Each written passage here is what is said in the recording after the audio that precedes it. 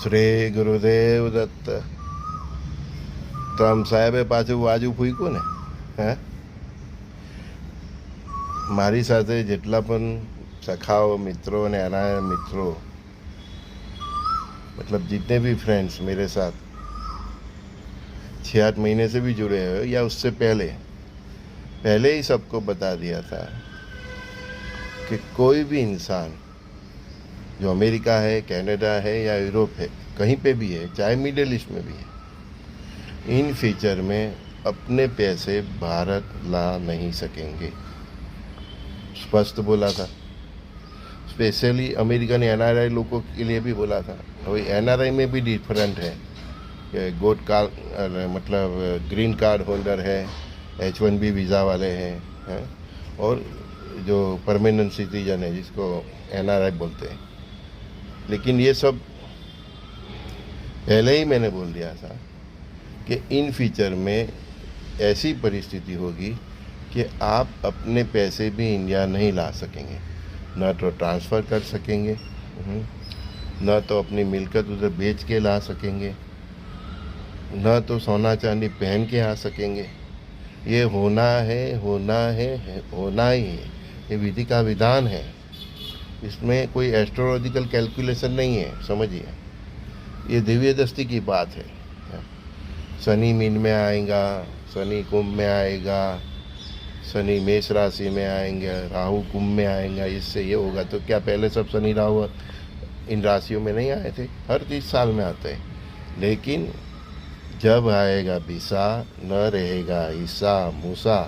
ये पहले से विधि का विधान है, नियति की नियति है. समझ गए आप? हाँ, इसीलिए सब हो रहा है. ग्रहों निमित्त बनते हैं. लेकिन शनिदेव हर 30 साल में मीन राशि में आते हैं, राहुदेव हर 18 साल के बाद कुंभ राशि में आते हैं. तो ग्रह तो अपने हिसाब से चलते ही रहते हैं. अब जब से ब्रह्मांड की उत्पत्ति हुई तब से चलते हैं. लेकिन विधि का विधान ये तय था कि जब आएगा बीसा, न रहेगा ईसा मूसा. तो और भारत ही महासत्ता बनेगा. ये 20वीं सदी में, 20 से 30 के बीच की बात कर रहा हूँ, ये दशक में. तो वो प्रोसेस में मैंने सब एनआरआई लोगों को बोल दिया था. तब भी मैंने बोला था कि भारत का कोई भी नागरिक जो भी विदेश में होगा, अमेरिका में होगा, यूरोप में होगा, चाहे मिडल ईस्ट में होगा, वहाँ से कुछ भी लेके नहीं आएगा. अपने पहरेले कप नहीं आएगा. वो एयरपोर्ट पे बैठेगा तब तक रास्ते में उसको कई लोग लूट लेंगे. कुछ लेके नहीं आने तुमको. अभी देखो कल ही 5% मतलब टैक्स डाल दिया ट्रम्प साहब ने.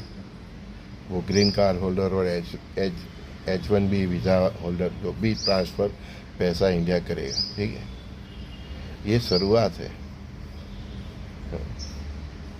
पहले कमज़ोरों को पकड़ा जाता है, फिर मजबूत जो है, मतलब उधर के जो सिटीजन है उनको. सबकी बारी आने वाली है. जो ये समझ रहे हैं ना कि हम लोग सिटीजन हैं, हमको कुछ नहीं होगा, वो गलत फहमी है. ये अंग्रेज़ों की नीति है, भागला पारो और रूल करो. ठीक है. तो जो एनआरआई मूल सिटीजन है, फिर उधर के ग्रीन कार्ड होल्डर है और H1B वीज़ा है, तो इनके अंदर ये भागला पारो, राज करो, ये नीति से वो लोग कर रहे हैं. पहले ग्रीन कार्ड होल्डर को टारगेट बना रहे हैं, H1B वीज़ा को बना रहे हैं. तो वो जो एनआरआई मूल सिटीजन है वो ऐसा समझ रहे हैं कि हमको कोई दिक्कत नहीं है. नहीं, बाद में आपकी भी बारी आने वाली है और सबसे बुरी हालत आपकी ही होने वाली है.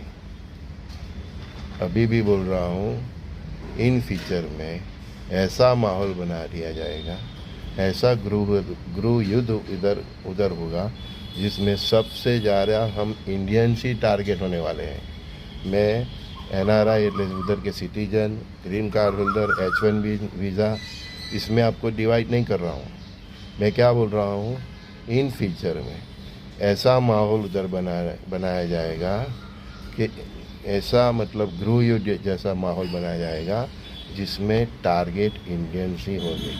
अभी भी आप देख रहे हो, इसके सैंपल आ रहे हैं. किसी गैस स्टेशन वाले को ऊपर हमला हो रहा है, किसी बस स्टैंड पे खड़ी लड़की के ऊपर हमला हो रहा है. तो मतलब ये एक ट्रायल है उनकी, इन फीचर में ये लोग बड़े पैमाने पर करने वाले हैं। और इसमें गवर्नमेंट और उनकी जो मूर प्रजा है, जो ब्लैक है और जो गोरा है, वो मूर प्रजा, वो सब मिली भगत से ये करने वाले हैं। आपको उधर से भगाने वाले हैं, ये कंफर्म है। चाहे आप ग्रीन कार्ड होल्डर हो, चाहे आपके पास H1B वीज़ा हो, स्टूडेंट्स वीज़ा हो, बराबर है, चाहे तो आप उधर के सिटीजन हो। ये बात आप डंके की चोट पे मैं बोल रहा हूँ, चाहे तो आप लिख दो, अपने घर की दीवार पे लिख लो, ठीक है, क्योंकि ये नियति है, नियति का ये विधान है, ये होना ही है, होना ही है, होना ही है। और ये 2030 के पहले ही होना है, ज़्यादा देर नहीं होने वाली। 2030 तक आपको मालूम ही पड़ जाएगा कि आपका उधर क्या फ्यूचर है। इसीलिए मैं 6-8 महीना से कितनी बार NRI के रिगार्डिंग मैंने वीडियो बनाए हैं। हमारी लोकल गुजराती लैंग्वेज में है, कई वीडियो हिंदी में भी है। उसमें से मैंने स्पष्ट कहा है कि कोई भी भारतीय इन फ्यूचर में आने वाले 5 साल में यूरोप या अमेरिका में रहने वाला नहीं है। उसको बरजबरी से, क्राइम के द्वारा, उधर सिविल वॉर करवा के द्वारा, कैसे भी करके ऐसा माहौल बना दिया जाएगा कि आपको ऐसा लगेगा कि मेरा देश ही अच्छा है, अब मुझे उधर ही जाना पड़ेगा। ना तो आप उधर अपनी मिलकत बेच के पैसा ला सकोगे, ना तो आपकी ऑफिस बेच के पैसा ट्रांसफ़र ही नहीं करने दिया जाएगा। हाँ, सब आपके अकाउंट भी सीज कर देंगे। बहुत बार बोला कि लुक्खी प्रजा है ना। इन्होंने भारत में डाका ही डाला था, है ना। भारत क्यों आए थे? ये मिडल ईस्ट में भी जो भी है उनको भी बोल दो, उनका बेसिक कल्चर क्या है? लूटपाट करना, दूसरों की औरतों पे नज़र रखना, दूसरों की संपत्ति पे नज़र रखना, यही तो उनके बेसिक कैरेक्टर है। हाँ, मूलभूत से कैरेक्टर है। आदमी कितना भी पढ़ लिख जाए, कितना भी पैसा वाला हो जाए, महासत्ता बन जाए, लेकिन जो उसका बेसिक कल्चर है वो नहीं मिटता। इसीलिए भगवान इन लोगों का सर्वनाश करने जा रहे हैं और सनातन धर्म की विश्व में स्थापना करने जा रहे हैं। इसीलिए मैं अपने NRI मित्रों को खास बोल रहा हूँ, बार बार बोल रहा हूँ, अभी भी हो सके तो अपना प्लान भी रेडी रखिए। इंडिया में अपना इन्वेस्टमेंट कीजिए, मकान लीजिए, वाड़ी लीजिए, जो भी खरीदना है खरीद लीजिए। आप ये समझते होगे कि आप सिटीजन हो तो उधर से आपको कुछ नहीं होगा, तो आपकी भूल है और भ्रम है। और जिस दिन भी ये घटना होगी, मुझे संजय बॉडी वाले को आप याद करोगे। आपकी मातृभूमि, आपका सनातन धर्म आपको बुला रहा है, आप आ जाइए। आज नहीं तो कल आना ही पड़ेगा। उधर अब कुछ रहने वाला नहीं। जहाँ भी मैं जितना देखूँ, बस अमेरिका हो, यूरोप हो, बस शमशान नज़र आ रहा है। अमेरिका तो जल में डूब जाने वाला है, बहुत पानी आने वाला है, कुछ नहीं रहने वाला है। कनाडा की भी यही हालत होगी। और ये जल प्रलय 2034 तक चलता ही रहेगा। उसमें अमेरिका की भी बारी आ जाएगी, कनाडा की भी बारी आ जाएगी और यूरोप के कई देशों की बारी आ जाएगी। मिडल ईस्ट में कई भूकंप आएंगे। यही विधि का विधान है। रही बात भारत पाकिस्तान की, 5-6 जून, अगस्त का पहला दूसरा वीक, सितंबर महीने से फिर अक्टूबर महीने से ये बढ़ता ही जाने वाला है। मैंने बार बार बोला है कि अगर 6 जून तक भारत ने पाकिस्तान का हिसाब नहीं कर दिया तो फिर ये लंबा चलने वाला है। तो ऐसे इंडियन सिटीजन भी मैं आप सबको सावध कर रहा हूँ कि अपना जो भी है खाना पीना, आपकी जो भी लाइफस्टाइल है, उसके हिसाब से 6-8 महीना 1 साल की तैयारी करके रखें। फिर इस युद्ध में तुर्की भी शामिल होने वाला है, चाइना भी शामिल होने वाला है, बांग्लादेश का भी बैन बजने वाला है। उधर ईरान भी अमेरिका के साथ, इजराइल के साथ भिड़ने वाला है। अमेरिका में भी बहुत बड़ा हमला हो सकता है, मतलब बहुत कुछ है। उसके न्यूयॉर्क जैसे सिटी, बहुत ऐसे जैसे जो इम्पोर्टेंट सिटी है वो सब खलास होने वाले हैं। तो बहुत कुछ अभी हम लोग देखेंगे 2034 तक, 2034 तक, ठीक है। फिर 2038 से सुवर्ण युग है, 2040 तक महादेव का तांडव है। और इस महादेव के तांडव में अभी महाकाली भी, मतलब दोनों मिलकर भी नया सर्जन कर रहे। तो विसर्जन बहुत, मतलब जो संहार बोलते हैं वो बहुत, मतलब अनबिलीवेबल है।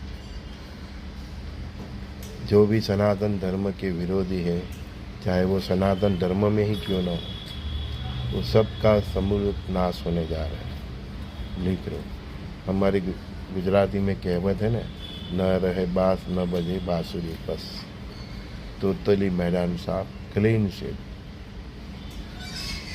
तो इसीलिए मैं अपने एनआरआई मित्रों को भी बोल रहा हूँ कि दोस्तों, जो जितना जल्दी हो सके अपना उधर से जो एक्स्ट्रा मनी है उसको शिफ्ट कर दीजिए इंडिया।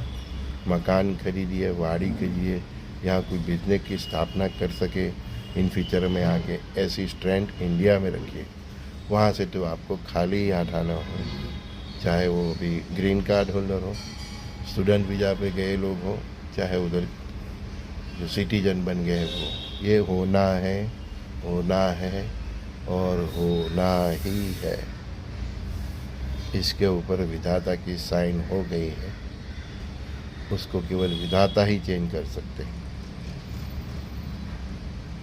चाहे फिर शनि मीन में आए, मेष में आए, शनिदेव को इससे कुछ लेना देना नहीं है।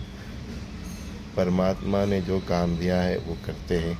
बाकी शनिदेव हर 30 साल के बाद मीन राशि में आते हैं, हर 30 साल के बाद मेष राशि में आते हैं, हर 30 साल के बाद कोई भी राशि में आते हैं। लेकिन जैसे जैसे मनुष्य का दुष्कर्म वैसे वैसे उसको फल देता है। शनि मीन राशि में आए तो सभी मीन राशि वाले की पथारी नहीं फेर देते, सभी मीन राशि वाले को दंड नहीं देते, किसी की तरक्की भी देते हैं और जिसका मतलब जैसा जैसा करो, ठीक है। तो 2020 से 2030 का जो नियति ने जो विधान लिखा है उसमें ये बात समझ लो, न रहेगा ईसा न रहेगा मूसा।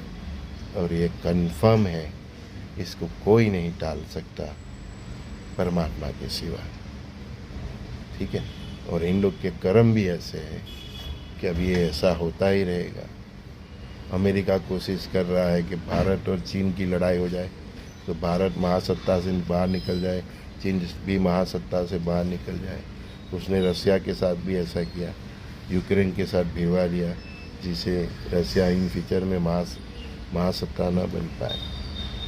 तो अभी जो अमेरिका की जो भी कर्म है, जो भी उसने जापान में अणुबम डाले हैं, जो भी कर्म किया है, वो सब उसको ब्याज और सूद के साथ भुगतने का समय स्टार्ट हो गया है।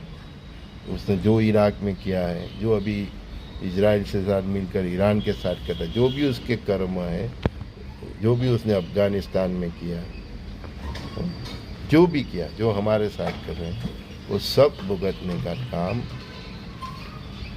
काउंटडाउन शुरू हो गया। तो इससे बेटर है आप अपने देश आ जाओ, इन फ्यूचर में आने का प्लानिंग कीजिए, धीरे धीरे प्लानिंग कीजिए। लेकिन ये समय सीमा आपको मैंने बता दी, 2020 से 2030 न रहेगा ईसा न रहेगा मूसा। और अभी सिर्फ 5 साल रहे हैं, कि 5 साल में कितना तांडव होगा, और इसको तांडव की इफेक्ट 2034 तक चलेगी। तो 9 साल में क्या क्या होता है दुनिया में, आप उसके सब साक्षी बनोगे, मैं भी बनूँगा, आप भी बनेंगे। लेकिन ये सब देखना है तो मैंने पहले भी बोल दिया है, शुद्ध सात्विक जीवन जिए, चरित्र रखिए, सखा भाव रखिए, परस्पर दो भाव से जिए, विश्व एक परिवार है वसुधैव कुटुंबकम भाव से जिए, अपने राष्ट्र के लिए समर्पित रहिए, वो ही लोग बच पाएंगे। बाकी का हिसाब परमात्मा करने वाले हैं। संजय बोरीवाला का सर्वे सखाओ मित्रों को प्रणाम। श्री गुरुदेव दत्त। परमात्मा की वाणी 6 महीने 8 महीने में भी सच होती ही है। तो मेरा जो भी संवाद है, मैं ये जो भी बोलता हूँ परमात्मा की ही वाणी है, उसको थोड़ा सीरियसली कंसीडर करिए, सुनिए, सोचिए और हो सके तो उसके मुझे प्लानिंग कीजिए। ठीक है ना। मेरा व्हाट्सअप नंबर है 7405323000 7405323000। कोई पण कन्फ्यूजन है तो ज़रूर व्हाट्सएप पे मैसेज कीजिए। लेकिन एक बात कंफर्म है, न रहेगा ईसा, न रहेगा मूसा, और ये सब आप ये 5, 7, 9 साल में देखने वाले हो। समझ गए। तो इसके हिसाब से जो भी लोग इन कंट्रियों में हैं, हमारे देश में भी है, वो इसके हिसाब से अपना प्लानिंग कीजिए। Plan B must be not for only NRI, it should also be for Indians too. भारतीय लोगों के लिए भी मैं बोल रहा हूँ, प्लान बी मस्ट बी। क्योंकि भारत अभी बहुत एग्रेसर होने वाला है। भारत अभी युद्ध स्वयं जाके करने वाला है, दूसरों के ऊपर ठोकने वाला है। अभी वो इंतज़ार नहीं करेगा पाकिस्तान मेरे पे वॉर करे। भारत स्वयं अभी वॉर करने जाने वाला है, बहुत एग्रेसिव होने वाला है। उसका एग्रेसिव देख के दुनिया डर जाएगी, मान लेगी कि ये यही बिग बी है, यही महासत्ता है। हम लोग गलत ही सोच रहे थे कि अमेरिका महासत्ता है, ये दुनिया भी मान लेगी।